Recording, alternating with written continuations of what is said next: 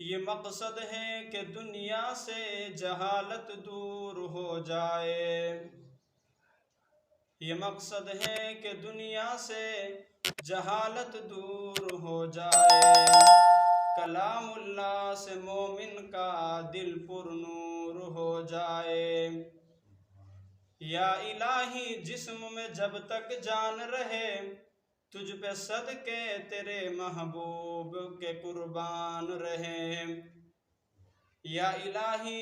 میں رہوں یا نہ رہوں پر دعا ہے دل کی، دین احمد رہے و عزت قرآن رہے۔ میرے انتہائی واجب الاحترام قابل صد احترام معزز سامعین، اللہ رب العزت کا فضل کرم ہوا کہ اللہ رب العزت نے ہمیں تمام مخلوقات میں سے افضل ترین مخلوق انسان بنایا، اور پھر انسانوں کے اندر ہمیں مسلمان بنایا۔ اس پر اللہ رب العزت کا جتنا بھی شکر ادا کرے وہ کم ہے۔ اللہ رب العزت نے دنیا میں انسان کے لیے جتنی بھی چیزیں پیدا فرمائی ہے، ایک سے بڑھ کر ایک نعمت ہے۔ اگر انسان تصور کرے، سر سے شروع کرے، یہ آنکھ اور یہ سر، یہ ہاتھ، یہ زبان، یہ ہونٹ، یہ ہاتھ، یہ پاؤں کا چلنا، یہ طاقت، یہ سانسیں، اور جتنے یہ پھل وغیرہ، یہ انسان کی ضروریات کی چیزیں، سب اللہ رب العزت کی نعمتیں ہیں۔ لیکن ان سب نعمتوں میں سے ایک اللہ رب العزت کی اس سے بھی بڑھ کر نعمت ہے، اور وہ ہے ایمان کی۔ ایمان اتنی بڑی اللہ رب العزت کی نعمت ہے، آپ اس کا اندازہ اس بات سے لگائیں۔ اللہ تعالیٰ قرآن حکیم میں فرماتے ہیں وَقَالَ الَّذِينَ كَفَرُوا لَوْ أَنَّ لَهُم مَّا فِي الْأَرْضِ جَمِيعًا وَمِثْلَهُ مَعَهُ لِيَفْتَدُوا بِهِ مِنْ عَذَابِ يَوْمِ الْقِيَامَةِ مَا تُقُبِّلَ مِنْهُمْ وَلَهُمْ عَذَابٌ أَلِيمٌ۔ اس آیت کا مفہوم یہ ہے کہ قیامت کے دن یہ کفار جب عذاب کو دیکھیں گے، یعنی جب عذاب میں اپنے آپ کو پھنسا ہوا دیکھیں گے اور ان کو کوئی نکلنے کی جگہ نہیں ہوگی، اس وقت یہ چاہیں گے کہ ہم جو ہے جتنا کچھ آسمان و زمین کے بیچ میں، اب ہم فرض کر لیں اگر سونا بھی ہو، جو سب سے قیمتی چیزیں، سونا ہو، چاندی ہو، جواہرات ہو، وہ بھی ہو، وہ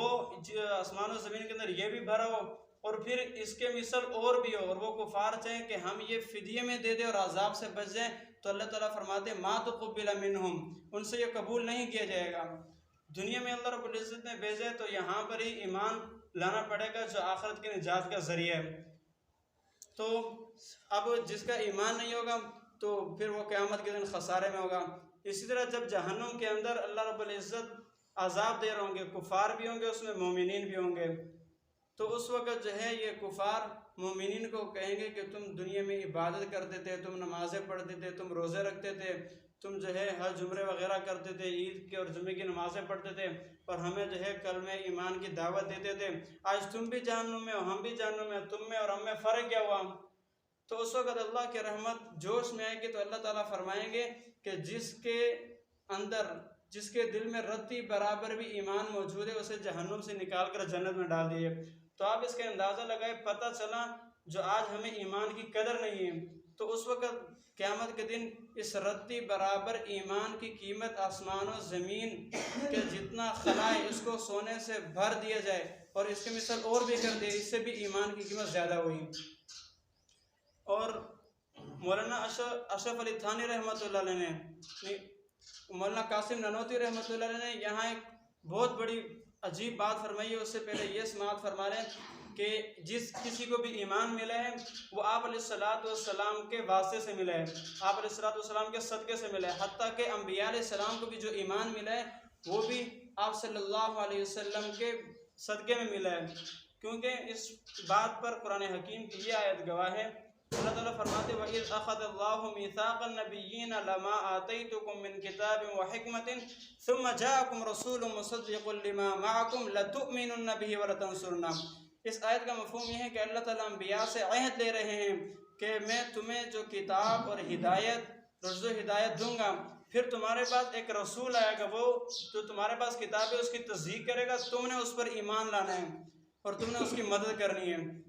تو مولانا قاسم نانوتوی رحمۃ اللہ انہوں نے بڑی عجیب اور دقیق بات ارشاد فرمائی ہے۔ فرماتے ہیں قرآن حکیم میں ما کان محمد ابا احد من رجالکم ولکن رسول اللہ وخاتم النبیین۔ اس آیت میں فرماتے ہیں کہ اللہ تعالیٰ فرماتے ہیں کہ ما کان محمد ابا احد من رجالکم ولکن رسول اللہ وخاتم النبیین، کہ میرا محبوب پیغمبر محمد صلی اللہ علیہ وسلم تم نوجوانوں میں سے کسی کا جسمانی باپ نہیں لیکن روحانی باپ ہے۔ اور روحانی باپ کس کے؟ فرماتے ولیکن رسول اللہ وخاتم النبیین، کے روحانی باپ انبیاء کے۔ انبیاء کے روحانی باپ کس طرح؟ جس طرح کہتے ہیں آپ علیہ السلام نبوت میں اصل ہے، نبوت میں اصل ہے اور باقی انبیاء ان کے تابع۔ تو جب آپ علیہ السلام نبوت میں اصل ہوئے تو ایمان میں بھی اصل ہوئے،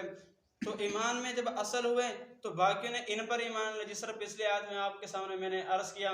کہ ایمان میں آپ علیہ السلام اصل ہے اور باقی ان کے تابع۔ تو حضرت قاسم نانوتوی رحمۃ اللہ علیہ فرماتے ہیں اس بات کو یوں بھی کہا جا سکتا ہے کہ آپ علیہ السلام کی نبوت اصل ہے اور باقی انبیاء کی نبوت نسل ہے، اور نسل اولاد ہوا کرتی ہے۔ تو کہتے پتہ چلا کہ باقی انبیاء، ہمارے نبی کریم صلی اللہ علیہ وسلم باقی انبیاء کی بھی باپ ہیں۔ اور یہ ایمان جو ہے اتنی بڑی نعمت ہے، آپ حضرات نے حدیث سنی بھی ہوگی اور کچھ ساتھیوں کو یاد بھی ہوگی۔ آپ علیہ السلام نے فرمایا لا تقوم الساعة حتى يقال في الارض اللہ اللہ، کہ قیامت اس وقت تک قائم نہیں ہوگی جب تک کہ روئے زمین پر کوئی ایک بندہ بھی ایمان والا اللہ اللہ کرنے والا موجود ہو۔ تو اس آیت پر، اس حدیث پر اگر ہم غور کریں تو اس سے پتہ چلا کہ آج جتنے بھی دنیا دار ہیں یا دوسرے جتنے بھی لوگ ہیں وہ آرائش کی زندگی، بنگلوں میں رہتے، گاڑیوں میں گھومتے، جتنے بھی آرائش وہ کر رہے ہیں، اور یہ جتنا نظام بھی دنیا کا قائم ہے یہ اس ایمان والے بندے کی وجہ سے قائم ہے۔ تو اللہ رب العزت نے ہمیں یہ ایمان عطا فرمایا، اس طرح اللہ کا جتنا بھی شکر ادا کرے کم ہے۔ اور دوسری میں نے آپ حضرات کے سامنے آیت پڑھی کہ وما خلقت الجن والانس الا لیعبدون، کہ انسان کوئی بھی کام کرتا ہے اس کا کوئی مقصد، کوئی غرض ہوتا ہے۔ انسان نے اللہ رب العزت نے انسان کو پیدا فرمایا، دنیا میں بھیجا، تو اس کو ایسے بے فائدہ نہیں بھیجا بلکہ اس کا کوئی مقصد تھا، اور وہ مقصد اللہ فرماتے ہیں کہ میں نے اسے اپنی عبادت کے لیے پیدا فرمایا۔ اب عبادت کس طرح کرنی ہے اس کے لیے اللہ رب العزت نے آپ علیہ السلام کی ذات کو ہمارے لیے نمونہ بنایا۔ لقد کان لکم فی رسول اللہ اسوۃ حسنہ، ہمارے لیے بہترین نمونہ آپ علیہ السلام کی ذات ہے۔ اور قرآن حکیم میں سورۃ الملک ہے، اس میں بھی اللہ رب العزت بڑی عجیب اور پیاری باتیں فرما رہے ہیں۔ تبارک الذی بیدہ الملک وہو علی کل شیء قدیر الذی خلق الموت والحیاۃ لیبلوکم ایکم احسن عملا۔ سایہ کا مفہوم یہ ہے کہ بابرکت ہے وہ ذات جس نے آسمان و زمین کو پیدا کیا اور وہ ہر چیز پر قادر ہے۔ الذی خلق الموت والحیاۃ لیبلوکم ایکم احسن عملا، جس نے پیدا کیا موت اور زندگی کو تاکہ دیکھے تو تم میں اچھے عمل والا کون ہے، کون اچھے عمل کرتا ہے۔ مولانا حکیم محمد اختر صاحب رحمۃ اللہ علیہ یہ فرماتے ہیں کہ میں اپنے شیخ مولانا عبدالغنی رحمۃ اللہ علیہ سے یہ آیت پڑھتا تھا تو وہ مجھ سے پوچھا کرتے تھے کہ پہلے زندگی ہے یا موت؟ تو پھر میں نے کہا کہ پہلے جو ہے زندگی ہے پھر موت۔ تو انہوں نے کہا شاہ عبدالغنی رحمۃ اللہ نے، تو انہوں نے کہا جب پہلے زندگی ہے پھر موت، اللہ تعالیٰ کو فرمانا چاہیے تھا الذی خلق الحیاۃ والموت، تو اللہ تعالیٰ نے یوں کیوں فرمایا؟ تو انہوں نے کہا کہ حضرت آپ بھی جواب عنایت فرمائیں۔ تو انہوں نے کہا کہ اللہ تعالیٰ نے اس لیے فرمایا ہے کہ الذی خلق الموت والحیاۃ، کہ انسان کو پتہ چلے کہ موت بھی اور زندگی بھی ہے۔ اب یہاں پر موت بھی اور زندگی، اب انسان زندگی گزارتے ہیں، اب یہ دیکھ کے، تاکہ یہ دیکھ کے چلے موت بھی ہے، اب جو موت بھی ہے زندگی بھی۔ اب جو انسان موت کو سامنے رکھ کر زندگی گزارے گا اس کے جینے کا انداز اور ہوگا، اور جو زندگی کو سامنے رکھ کر زندگی گزارے گا اس کی جینے کا انداز اور ہوگا۔ ہم آج دنیا میں دیکھتے ہیں جو جی رہا ہو اس لیے جینے کے لیے،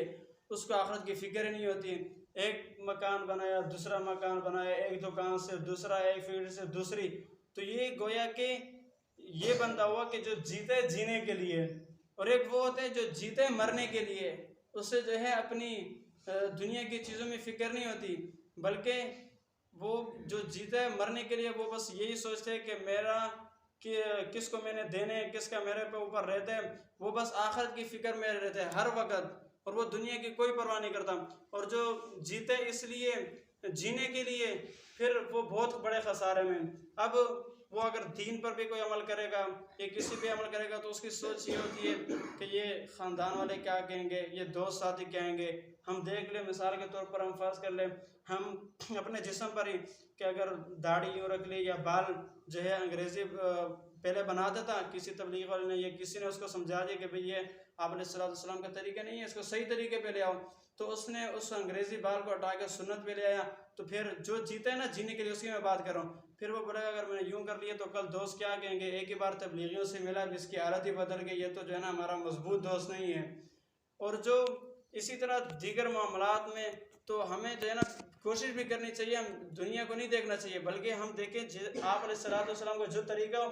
ہمیں اس پر عمل کرنا چاہیے، پھر اس کے سامنے دنیا کے کوئی جو بھی بولے اس کی ہمیں پرواہ نہیں کرنی چاہیے۔ اب